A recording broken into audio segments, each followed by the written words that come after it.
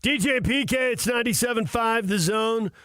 We're joined right now by former Lone Peak Knight, former Utah State Aggie, Steven Ashworth. Steven, good morning. Hey, good morning, DJ. How you doing? Doing well. How are you? Doing really well. Scott Gerard says hello. Oh, that's my guy. I miss Scotty G. I hope he's doing well, and tell him I say hello as well. I will do that. Definitely. We wanted to talk to you because I saw you're back in town doing a little work. An opportunity for the kids to hang out with Steven Ashworth. But before we get to all of that, let's catch people up on what you're up to, because after filling it up at Utah State, you packed your bags and hit the road for Creighton. How did that work out? What do you think? A year later.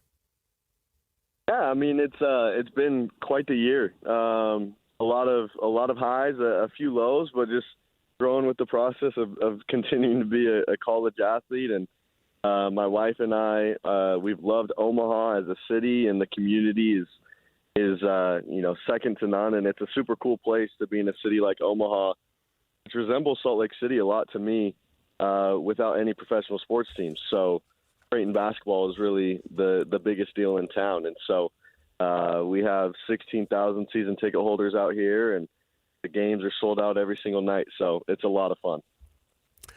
You took the next couple of questions right out of my mouth. Our oldest kid took a job in Omaha for 1 year, coming out of the pandemic, and I drove him out. We alternated, did the 15-hour drive, the whole bit. And then I spent a day in Omaha after I dropped him off, but it turned out, he'd graduated from college. He didn't really want Dad hanging around. But I had 1 day to walk around, and I walked around the Creighton campus, which is right in the middle of town. And if you're in the middle, they kind of have that promenade, and if you're walking it, you're on campus. But if you go left or right a block, all of a sudden you're in the city. It was the craziest thing. And I grew up in California, and like in Utah, like at Utah State, you're kind of away from town, and the campus is its own thing. This was different. It was integrated into the city while being its own thing. And I just wondered how much all that appealed to you, or are you doing classes online and you don't really walk around campus? Yeah, it's actually funny that you mentioned that, because I'm actually sitting on a park bench on campus right now, just in between workouts, looking at the skyline that you were talking about. And so it definitely appealed to me when I came out to campus, just the way that it's integrated into the city. Just the views and the atmosphere around here is there's always a lot going on, and the other sports got great venues as well. And so Creighton has definitely been a place that I think will surprise many if they come out and experience it for themselves. And my wife and I have absolutely loved it. And and then the next thing on top of that is that it's been a great thing basketball wise for my career and just my development overall. I was Googling your name and looking up stories when I knew you were going to be on, and I found this story, top 4 basketball players who could return to Creighton for a 24-25 season. Ashworth, number 1, Steven Ashworth. Ashworth was a senior last year, but has an extra year of eligibility and appears to be returning. You going to do a second year with Creighton? Yep, doing a second season out here at Creighton, and looking forward to it. We've got Ryan Kalkbrenner, our center, coming back as well. And then a lot of other key integral pieces. And always, as the new college basketball world works, adding a few transfers to fill some of the production that we'll miss, obviously, with Trey Alexander and Baylor Shireman going to the draft.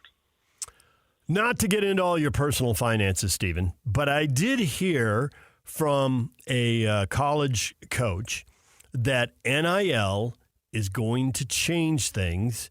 And this conversation's a little on the old side, but he said it's going to change things. There are kids who leave school and go play professionally in Europe and make money, need to make money, need to do it for their family, or want to do it, either one. And locally, and this player, I don't think this person even knew this story, but locally my mind immediately went to Trent Playstead, who left a year on the table at BYU, was a second-round draft pick, and ended up playing in Europe. I don't think he ever played in the NBA. If he did, it was brief. I don't think he did. But he played in Europe, and you can make pretty good money there. But his coach was telling me, I think we're going to see the kids slow going to Europe because they're going to be able to make money in the U.S. You don't have to give us the numbers, although we'd love if you did. But does NIL at a place like Creighton, where they don't have an NBA team and the whole town is invested, does that make people think about, I don't need to rush off to the pros? Yeah, I think you absolutely are kind of hitting it on the head where it comes to where college athletics is these days. And, I think I've even echoed what that college coach was saying as well to other people, where you have a freshman coming in making six figures, and then it's only going up from there as he progresses and gets better. I think you'll see kids kind of consider college as their professional career. Like, I've known a lot of guys that have gone over to Europe after playing college basketball and had a 4-year career and made good money, and then kind of called it after that and got into different things and different aspirations. And so I think you'll see that more and more with, these college basketball players not going international after their 4-year college career. And if they don't make it to the NBA, kind of calling it their good professional career, because that's really what it is now. And I think at a place like Creighton, you can definitely compare it to NIL figures that you hear in some of the Big Ten and the SEC type of schools, with the fact that you don't have a football program to fund. And so a lot of those NIL donations are coming directly to men's basketball. And, we have a great volleyball and women's basketball program as well. And so there's a lot of fan support, and the NIL is definitely a huge aspect and a great benefit that we have going on here at Creighton. Now, as someone who goes to Creighton and lives in Omaha, did that give you an opportunity to go to the College World Series? Because I walked over to that park, and that thing is better than any college stadium I've ever seen. It's better than pretty much all the minor league stadiums I've seen. That was pretty impressive. Yeah, Charles Schwab Field is a great baseball park, and it's super fun. My wife and I we just had a newborn baby, Tommy.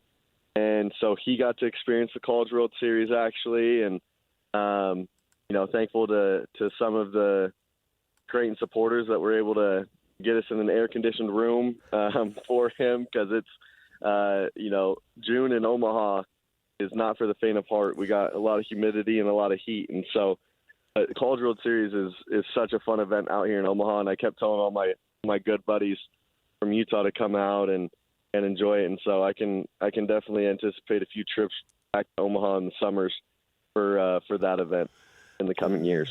Yeah, I wasn't there in June, but I assume that August is basically the same bad joke weather-wise. And so there is a foot. I think it's the Bob Carey footbridge that goes over the Missouri River into Iowa. And so I'm just killing time, so I decide I'm going to drive down there, and they got a little visitor center. And I walk over that bridge, and I walk down the other side of the river. There was some public art over there in Iowa that was pretty weird. There was some kind of 25-foot tall aluminum foil alien. I don't know what was going on with that. And I came back across the bridge, and this is in the days when you had to mask, right? It's right after the pandemic. And so I mask as I go back into the building, and I go into the bathroom. I got to splash some water on my face. I'm really hot, right? It's just so hot. It's so humid. And I see myself in the mirror, and I take a photo. And this is not a photo I'm putting out on social media. It's not happening. I look like a mess. If you see me, tell me, and I will call that photo up, and you're like, oh, you look like a mess. It was so hot. It takes a certain amount of toughness to get through that. No doubt about it. 100%. I know you got to go here soon, and you've got a deal going on. As many athletes do, they come back and they put together camps. Tell the people what you're doing.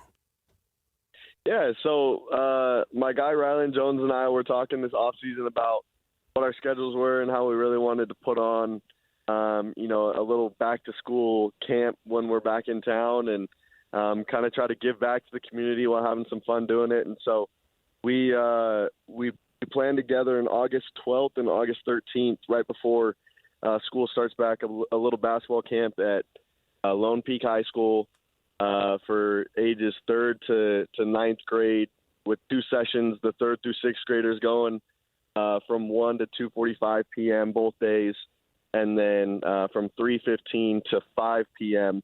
for the 7th through 9th graders. $90 per camper. And we really hope to give them a great experience, just trying to learn from 2 point guards. Rylan was back-to-back Mr. Basketball in the state of Utah in high school, went to Utah State with me, and then now he's at Samford in Alabama, and I'm here at Creighton. And so we don't get to be back in Utah together often, but just wanted to make the most of our time and try to kind of give back to the next generation and help educate them on how we got to where we were, because two 6-foot point guards playing high major college basketball. It doesn't happen very often. So I think that we have a few secrets and a few drills that might help the next generation. So if people are interested in getting their kids involved in this, where do they find the info on how to participate? Yeah, you can actually just search us on social media. Steven Ashworth on Instagram should pop up with my page, and then there's a link in my Instagram bio. And if you also just go to Google and you search Steven Ashworth Basketball Camp, it should be one of the first few searches that pops up, and you can register there. We also will take registration at the door if you want to just show up the day of the camp about 15 minutes before, so about 12:45 or 3 p.m., depending on the age group of your kid. Boys and girls invited, just anybody who wants to get better right before school starts, and parents, anybody who wants one last day of babysitting / physical education. We're here for it. All right, boys and girls, you got that Caitlin Clark step to the left, deep three. You got that down pat? Yeah, I mean, not as good as her. She's kind of next level with all that, but we'll teach them a few things for sure. There you go. All right, Stephen, well, we appreciate a few minutes. Congratulations on parenthood, and good luck with one more year at Creighton. Thanks, DJ. Appreciate you having me on, and looking forward to more chats in the near future. All right. Steven Ashworth, Lone Peak High, Utah State, now at Creighton.